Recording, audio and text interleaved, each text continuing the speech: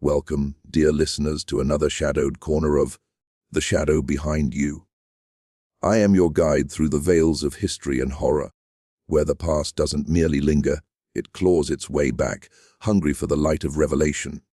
Tonight, we venture into the mist-shrouded ridges of the Ozark Mountains, that ancient spine of stone and secrets stretching across Missouri and Arkansas. It's 1913, a year when the world teetered on the brink of modernity, yet in these hollows, time moved like molasses, thick with superstition and silence. Electric lights flickered in distant cities, but here lanterns cast long, twisting shadows on log cabins, and the forests whispered tales older than the hills themselves. Imagine, if you will, the Ozarks in autumn.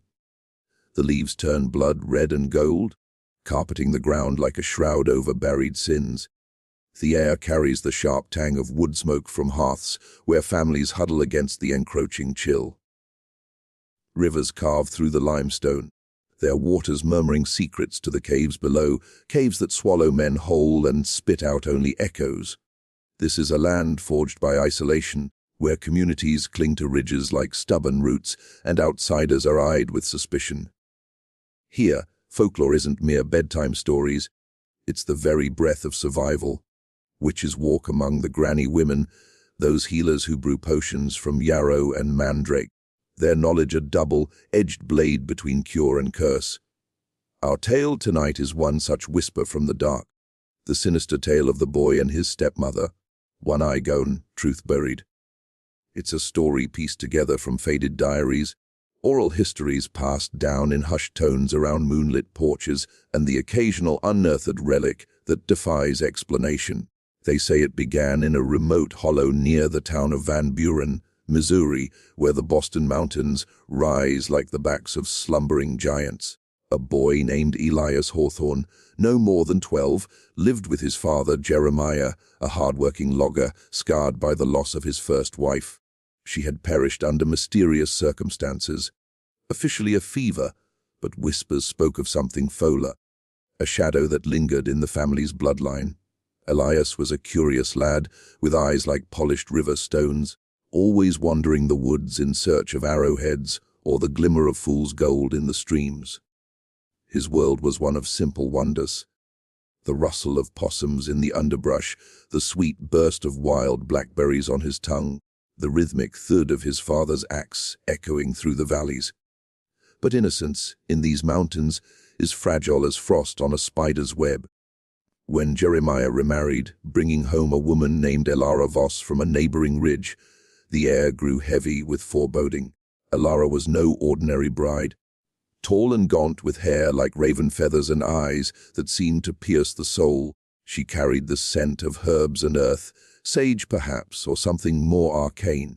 Folks said her family traced back to the old Scotch, Irish settlers, those who brought with them tales of fairies and curses from across the sea. From the moment she crossed the threshold, strange occurrences plagued the Hawthorne cabin. Chickens vanished without a trace, their feathers scattered like omens. Milk curdled in the pail before dawn, and Elias, he began to dream, nightmares of a one-eyed crone lurking in the mist, her gaze burning like hot coals. He'd wake screaming, his small frame slick with sweat, only to find Elara watching from the doorway, her lips curled in a smile that didn't reach her eyes. "Just dreams, boy," she'd murmur, her voice like dry leaves scraping stone. But were they? In the Ozarks, dreams are doorways, and some doors should remain bolted shut. What makes this tale so chilling isn't merely the events that unfolded, though they are gruesome enough to curdle the blood, but the way it burrows into the psyche, unearthing those universal dreads we all harbor. The fear of the interloper in our midst, the stranger who wears a familiar face but harbors malice in their heart. The terror of family bonds twisted into chains. And above all, the horror of truths buried so deep they fester, poisoning generations to come. As we delve deeper, you'll feel the chill seep into your bones, the same chill that gripped Elias as he uncovered the rot at the heart of his home. Picture the scene. It's a foggy evening in October 1913. The sun dips below the ridges, painting the sky in bruises of purple and black. Jeremiah, weary from a day felling timber, returns to find Elara stirring a pot over the fire, her silhouette elongated by the flames. Elias sits in the corner, whittling a stick, his young mind buzzing with unspoken questions. Why did Mother die so suddenly? Why does Elara mutter incantations under her breath when she thinks no one's listening? And why, in the dead of night, does he hear digging in the backyard? Soft, rhythmic scrapes like claws against earth. This is no fairy tale, listeners. No happily ever after awaits. This is the raw, unvarnished dread of the Ozarks, where the land itself seems alive with malice. As we step into the narrative, let the shadows close in. Feel the weight of unseen eyes upon you. For in these mountains, the past never truly dies. It merely waits patient as a predator for the moment to strike. But before we plunge into the heart of the story, consider this hook. What if the eye lost wasn't just flesh and blood, but a window to forbidden knowledge? What if the truth buried was not a body, but a curse that echoes through time, reaching even to you here and now? Stay with me, dear listeners, as we unearth the sinister tale of Elias and his stepmother. The shadow behind you grows longer. Now, let us descend into the hollows, where the story truly begins. It's spring of 1913, and the Ozarks are awakening from winter's grip. Dogwoods bloom like ghosts along the trails, their white petals drifting on the breeze like lost souls. The air hums with the buzz of bees and the distant roar of swollen creeks. In a modest cabin perched on a ridge overlooking the 11-Point River, Jeremiah Hawthorne toils to rebuild his shattered life. Jeremiah was a man forged by the mountains, broad-shouldered, with calloused hands that could split oak with a single swing. His first wife, Amelia, had been the light of his world, a gentle soul with laughter like birdsong. They had met at a barn dance in 1900, when the century was young and full of promise. Amelia bore him Elias in 1901, a healthy boy who inherited her inquisitive spirit. For years, their life was one of quiet contentment, Jeremiah logging the dense forests of pine and hickory, Amelia tending the garden where cornstalks whispered in the wind, and Elias scampering about, his bare feet toughened by the rocky soil. But fate, that cruel weaver, unraveled their tapestry in the winter of 1910. Amelia fell ill, a sudden fever that burned through her like wildfire. She raved in delirium, speaking of shadows in the woods, of a woman with eyes like storm clouds watching from the tree line. Jeremiah dismissed it as fever dreams, but the granny woman from down the hollow, old widow Hargrove, shook her head gravely. "Something's amiss," she muttered, brewing teas of willow bark and elderberry. Despite her efforts, Amelia slipped away one stormy night, her last words a whisper, "Protect the boy," from her. Grief hollowed Jeremiah like a rotted log. He buried Amelia in the family plot behind the cabin, under a gnarled oak that had stood sentinel for centuries. Elias, only 9, clung to his father's leg during the funeral, his tears mixing with the rain that pelted the earth like accusations. The community rallied. Neighbors brought casseroles of squirrel stew and cornbread, offering condolences laced with superstition. "The mountains take what they will," one old-timer said, spitting tobacco juice into the mud. But whispers circulated, was it truly fever or something darker? Amelia had been seen arguing with a stranger woman weeks before, a tall figure cloaked in black shawls. Time trudged on, as it does in these isolated places. Jeremiah threw himself into work, joining the crews building the new Ozark Trail, an ambitious road project dreamed up by a promoter named William Harvey to connect the ridges to the outside world. The work was grueling, blasting through limestone, laying gravel under the relentless sun. It kept his mind from the empty bed, the silent hearth. Elias, meanwhile, grew wilder, roaming the woods with a slingshot, hunting rabbits and foraging mushrooms. He found solace in the natural world, the cool embrace of cave mouths, the sparkle of quartz veins in the cliffs, the eerie glow of foxfire on decaying logs at night. It was at a church picnic in the summer of 1912 that Elara Voss entered their lives. The event was held in a meadow near the river, where fiddles sang and folks danced under strings of lanterns. Elara arrived alone, her wagon pulled by a swayback mule. She was in her late 30s, with skin pale as moonstone and hair bound in a severe bun. Her dress was homespun, but adorned with curious embroidery, symbols that resembled runes or twisted vines. She claimed descent from the Voss clan, an old family rumored to have fled persecution in the old country, settling in a remote hollow where few dared venture. Jeremiah was smitten almost immediately. Ellara's voice was soothing, like honey over gravel, and she listened to his tales of loss with a sympathy that bordered on intimacy. "The mountains heal all wounds," she said, her fingers brushing his arm. Elias watched from afar, a knot twisting in his gut. There was something off about her, the way her eyes lingered too long, as if appraising a prize hog. That night, as they rode home, Jeremiah announced his intention to court her. "She'll make a fine mother for you, son," he said, clapping Elias on the shoulder. The boy said nothing, but in his dreams the one-eyed crone appeared for the first time, cackling from the shadows. The courtship was swift, as such things often were in those days.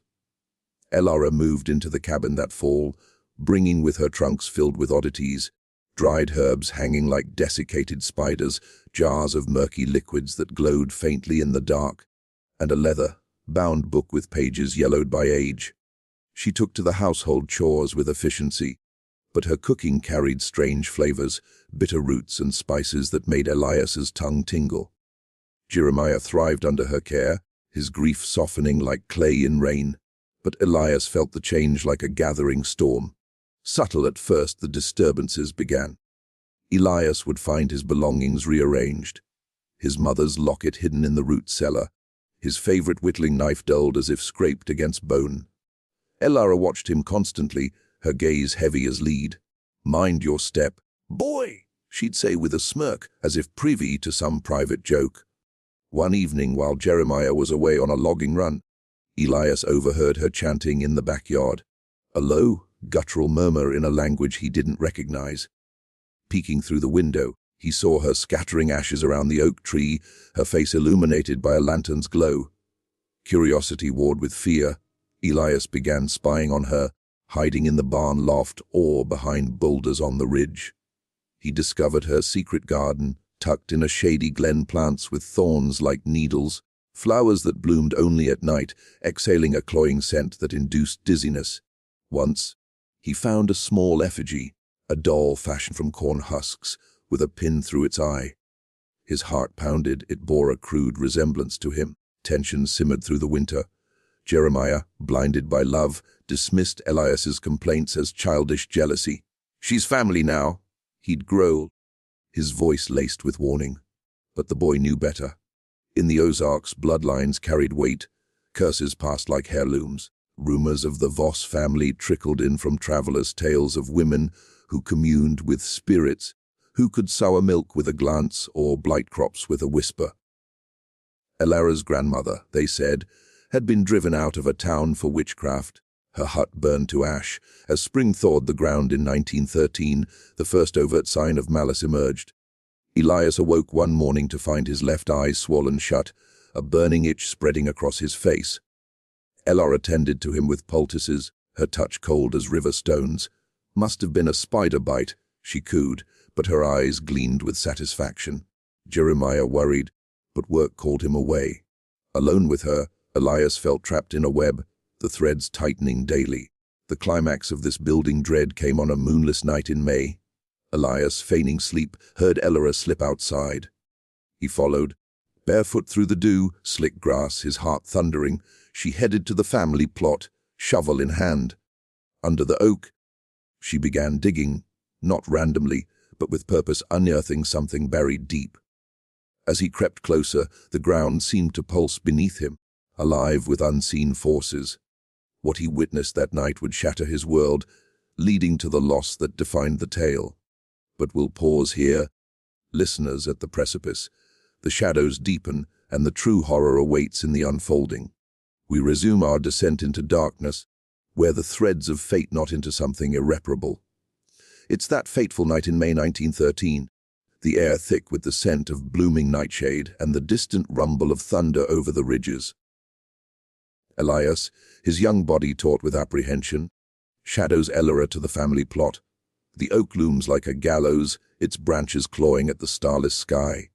The shovel bites into the earth with wet, sucking sounds, each stroke echoing like a heartbeat in the grave.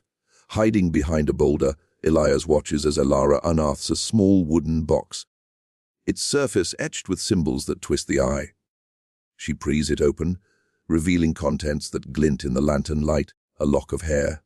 Amelia's, he recognizes the auburn hue, a vial of dark liquid and a withered eye preserved in some foul preservative.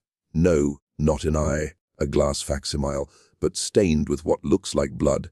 Elara murmurs incantations, her voice rising in pitch, calling upon names that chill the blood. Hecate, bind this soul. Lilith, claim thy due. Terror roots Elias to the spot. This is no mere eccentricity, this is sorcery, the kind whispered about in Ozark lore. Witches who steal essences, who bury truths to harness power.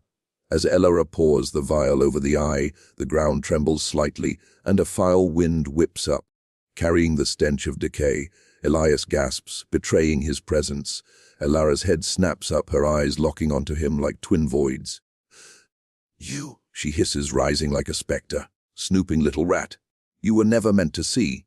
Elias bolts, his legs pumping through the underbrush, thorns tearing at his skin. Elara pursues, her footsteps unnaturally swift, as if the night itself aids her. He bursts into the cabin, slamming the door, but she wrenches it open with inhuman strength. "Your mother knew too much," she snarls, advancing. "She saw my mark. The curse of the Voss line. We take what we need to endure. Eyes for sight, truths for power." In the struggle that ensues, Elias grabs his whittling knife from the table. Elara lunges, her nails raking his face. The blade glances off her arm, drawing blood that smells of sulfur. Enraged, she seizes a poker from the fire, its tip glowing red. "I'll blind you to the truth," she screams, thrusting it toward his face. Pain explodes as the hot metal sears his left eye. Elias screams, the world dissolving into agony and darkness on one side. He collapses, clutching his ruined socket, blood streaming between his fingers. Elara stands over him, panting, her face a mask of triumph and regret. "An accident," she whispers, composing herself. "That's what we'll say. You fell into the fire." Jeremiah returns at dawn to find his son bandaged, Elara weeping crocodile tears. "He was sleepwalking," she claims, her voice trembling artfully. The local doctor, summoned from Van Buren, removes the charred remnants, shaking his head. Infections set in, the eyes lost. Elias, delirious with pain, mumbles of curses and buried boxes, but Jeremiah attributes it to trauma. "Hush, boy. It's over." But it was far from over. The accident marked the beginning of a haunting that gripped the Hawthorne home. Elias's remaining eye saw things others couldn't. Shadows that slithered along walls, faces in the mist resembling his mother, pleading for justice. Elara grew bolder, her witchcraft unchecked. Crops withered in the garden, animals sickened. Neighbors avoided the cabin, crossing themselves at mentions of the Voss woman. Jeremiah, torn between love and doubt, confronted her one stormy evening. "What really happened to Amelia?" he demanded, his axe in hand. Elara laughed, a sound like breaking glass. "She challenged me. I took her essence, her sight into the beyond, buried it to bind her spirit. Now the boy knows too much." The confession unleashed hell. Jeremiah swung the axe, but Elara dodged, chanting a curse that made his limbs seize. He crumpled, gasping, as she loomed over him. "You'll join her soon. The truth stays buried." Elias, hidden in the loft, witnessed it all. As Elara dragged his father's body outside, he fled into the night, blinded on one side but driven by vengeance. He sought Widow Hargrove, the granny woman who nodded gravely at his tale. The Voss bloodlines cursed. Witches who steal life to cheat death. We must unbury the truth. Together they returned under cover of darkness. Hargrove brewed a counter-spell with salt and iron filings, scattering it around the plot. As Elara dug anew, perhaps to injure Jeremiah, they ambushed her. Elias, with Hargrove's guidance, unearthed the box, smashing the vial and eye. A spectral wail erupted, Amelia's ghost rising, her form translucent and vengeful. Elara shrieked as the spirit enveloped her, claws of ectoplasm raking her flesh. "No, the curse holds, But the truth, once freed, proved stronger. Elara aged rapidly, her skin wrinkling like parchment, her hair turning white. She collapsed, lifeless, her body crumbling to dust that the wind scattered. Jeremiah, revived by the spell's breaking, staggered from the shadows, weakened but alive. Father and son embraced amid the chaos, the oak tree groaning as if in relief. They reburied Amelia properly, with blessings from Hargrove. Elias's eye was gone, but his vision cleared, the haunting ceased. Yet peace was illusory. The curse lingered in whispers. Elias grew into a reclusive man, his scarred face a reminder. He never married, claiming the shadows still watched. Jeremiah passed in 1925, his last words, "Bury me deep lest she returns." The tale faded into legend, but artifacts remain, diaries in attics, a shattered glass eye found by hikers. In the Ozarks, such stories endure, warnings etched in stone. To fully grasp the chilling resonance of this tale, we must peel back the layers of history and folklore that cloak the Ozarks like a funeral shroud. The year 1913 was a pivotal moment in this rugged region, a bridge between ancient traditions and the encroaching modern world. Let's explore the real backdrop that lends our story its eerie authenticity, blending documented events with the spectral threads of legend. The Ozark Mountains, spanning parts of Missouri, Arkansas, Oklahoma, and Kansas, are among America's oldest landforms. Their plateaus eroded over dunes into a labyrinth of hollows, bluffs, and caves. By the early 20th century, the area was home to hardy settlers descended from Scotch, Irish immigrants who arrived in the 18th and 19th centuries, fleeing poverty and persecution. These folks brought with them a rich tapestry of folklore, tales of fairies, witches, and curses adapted to the American wilderness.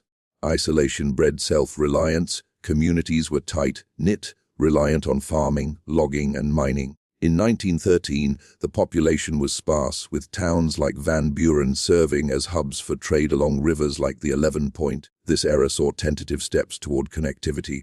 The Ozark Trail Association, founded by William Coyne Harvey in 1913, aimed to build roads linking remote areas to urban centers, symbolizing progress amid superstition. Yet, daily life remained steeped in the old ways. Families lived in log cabins, heated by wood stoves, with outhouses and spring water.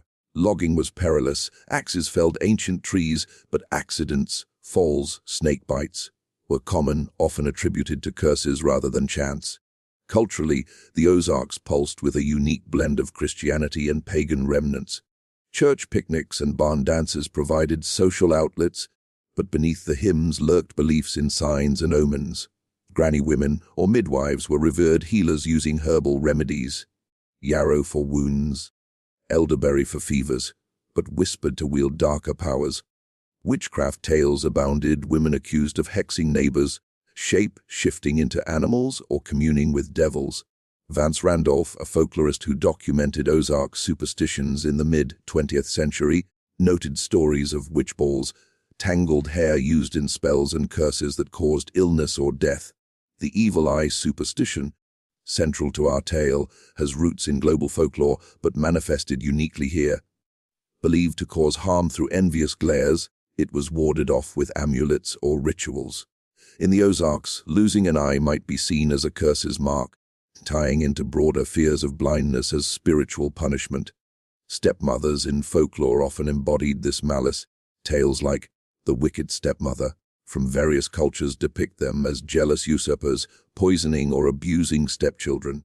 Inbred bloodlines and family curses were rampant in legends. Stories of isolated clans practicing dark rites, like the Ozark cannibal witch or cursed families in hollows, echo our narrative. Historical events added layers. The 1910s saw influenza outbreaks mirroring Amelia's favor, and mysterious disappearances attributed to feuds or supernatural forces. Blending fact and folklore creates unsettling authenticity. Real granny women like those in Randolph's accounts could be healers or hexers, their knowledge passed orally. Caves used for shelter and rituals symbolized buried truths, artifacts like Native American relics unearthed, stirring ghost stories. This context amplifies the horror. In a land where nature dwarfs humanity, secrets fester like wounds, and the line between myth and reality blurs into nightmare. To fully grasp the chilling resonance of this tale, we must peel back the layers of history and folklore that cloak the Ozarks like a funeral shroud. The year 1913 was a pivotal moment in this rugged region, a bridge between ancient traditions and the encroaching modern world. Let's explore the real backdrop that lends our story its eerie authenticity, blending documented events with the spectral threads of legend. The Ozark Mountains, spanning parts of Missouri, Arkansas, Oklahoma, and Kansas, are among America's oldest landforms, their plateaus eroded over eons into a labyrinth of hollows, bluffs, and caves. By the early 20th century, the area was home to hardy settlers descended from Scotch, Irish immigrants who arrived in the 18th and 19th centuries. Fleeing poverty and persecution, these folks brought with them a rich tapestry of folklore. Tales of fairies, witches, and curses adapted to the American wilderness. Isolation bred self-reliance. Communities were tight-knit, reliant on farming, logging, and mining. In 1913, the population was sparse, with towns like Van Buren serving as hubs for trade along rivers like the 11 Point. This era saw tentative steps toward connectivity. The Ozark Trail Association, founded by William Coyne Harvey in 1913, aimed to build roads linking remote areas to urban centers, symbolizing progress amid superstition. Yet, daily life remained steeped in the old ways. Families lived in log cabins heated by wood stoves with outhouses and spring water. Logging was perilous. Axes felled ancient trees, but accidents, falls, snake bites were common, often attributed to curses rather than chance. Culturally, the Ozarks pulsed with a unique blend of Christianity and pagan remnants. Church picnics and barn dances provided social outlets, but beneath the hymns lurked beliefs in signs and omens. Granny women or midwives were revered healers using herbal remedies, yarrow for wounds, elderberry for fevers, but whispered to wield darker powers. Witchcraft tales abounded, women accused of hexing neighbors, shifting into animals or communing with devils. Vance Randolph, a folklorist who documented Ozark superstitions in the mid-20th century, noted stories of witch balls, tangled hair used in spells and curses that caused illness or death. The evil eye superstition, central to our tale, has roots in global folklore but manifested uniquely here. Believed to cause harm through envious glares, it was warded off with amulets or rituals. In the Ozarks, losing an eye might be seen as a curse's mark, tying into broader fears of blindness as spiritual punishment. Stepmothers in folklore often embodied this malice. Tales like the wicked stepmother from various cultures depict them as jealous usurpers, poisoning or abusing stepchildren.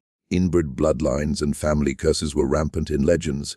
Stories of isolated clans practicing dark rites, like the Ozark cannibal witch or cursed families in hollows, echo our narrative. Historical events added layers. The 1910s saw influenza outbreaks, mirroring Amelia's fever, and mysterious disappearances attributed to feuds or supernatural forces. Blending fact and folklore creates unsettling authenticity. Real granny women like those in Randolph's accounts could be healers or hexers, their knowledge passed orally. Caves, used for shelter and rituals, symbolized buried truths. Artifacts like Native American relics unearthed. Stirring ghost stories. This context amplifies the horror in a land where nature dwarfs humanity, secrets fester like wounds, and the line between myth and reality blurs into nightmare. Delving beneath the surface of this sinister tale, we uncover layers of symbolism and psychology that resonate with universal fears, cultural traumas, and the shadowy depths of human nature. Maintain your vigilance, listeners, for these insights may illuminate the darkness within us all, leaving an ominous aftertaste. At its core, the story embodies the wicked stepmother archetype, a fixture in folklore worldwide. Psychologically, this figure represents the intrusion of the other into the sacred family unit, evoking primal anxieties about replacement and abandonment. In Freudian terms, she symbolizes the Oedipal conflict's dark side, the mother's rival who disrupts harmony. Ella Voss isn't just cruel. She's a manifestation of envy and power imbalance, stealing essences to sustain herself, mirroring how step-parents might be perceived as threats to inheritance or affection. The lost eye is richly symbolic, a window to the soul shattered, representing forbidden knowledge and the cost of seeing too much. In Ozark lore, eyes tie to the evil eye curse, where a gaze inflicts harm, reflecting societal fears of judgment and malice. Psychologically, Elias's blindness evokes the terror of vulnerability, a universal dread of losing agency in a hostile world. It connects to cultural trauma. In isolated communities like the Ozarks, where survival depended on vigilance, such loss amplified fears of the unknown. Family secrets form the tale's buried heart, tapping into horror's staple of repressed truths festering like rot. These secrets, murder, witchcraft, echo real dark histories, from inbred clans to hidden abuses, symbolizing how past sins haunt generations. Thematically, it explores inheritance not just of land, but of curses, linking to human nature's capacity for denial. Burying truth is a metaphor for suppression, where unacknowledged evil breeds monsters. Broader connections, this narrative aligns with Gothic horror's focus on domestic terror, where home becomes a prison of secrets. It reflects cultural traumas of the Ozarks, poverty, isolation, loss, channeling collective anxiety into folklore. Universally, it probes fears of the feminine dark side Elara as the devouring mother, inverting nurturing into destruction. In an ominous lens, the story warns of how ignoring shadows invites doom, a timeless lesson in confronting the abyss within. As our journey through the shadowed ridges concludes, let the echoes of this tale linger like fog in the hollows. We've unearthed the sinister saga of Elias and Elara, a boy scarred by loss, a stepmother bound by curse, and truths that refused burial. In 1913's Ozarks, where modernity clashed with ancient malice, their story serves as a chilling reminder some shadows never fade. Elias lived out his days in seclusion, his one-eyed gaze forever watchful, whispering warnings to those who listened. Jeremiah's grave, deep and warded, stands silent under the oak. But questions persist. Does Elara's dust still stir on windy nights? Does the curse seek new vessels? Dear listeners, as you turn off the light, ponder this. What truths lie buried in your own bloodline? The shadow behind you, it watches.